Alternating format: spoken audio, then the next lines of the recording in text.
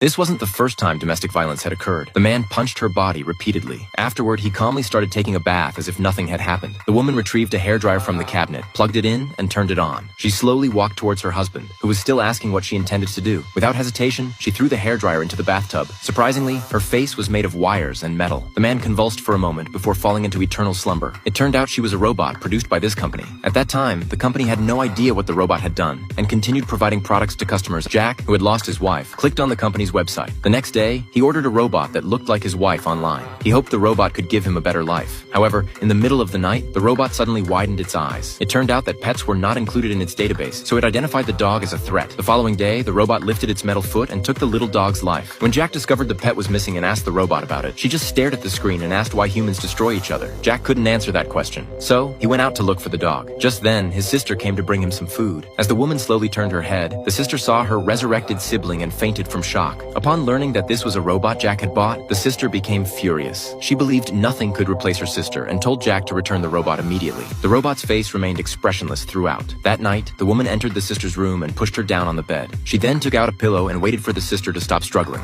Later that evening, Jack discovered that both the robot and his sister had disappeared. He called the company to inquire, but they simply said the robot was undergoing maintenance at their facility. However, the tracking device he had installed pointed to a remote outdoor location. Jack found the robot by the lake. Nervously, he wanted to temporarily shut down the robot, but a punch suddenly came flying, and Jack passed out. When he woke up, he was shocked to find his sister and neighbors all seated at the dining table. The robot calmly stated that now that all threats had been eliminated, they could live a wonderful life.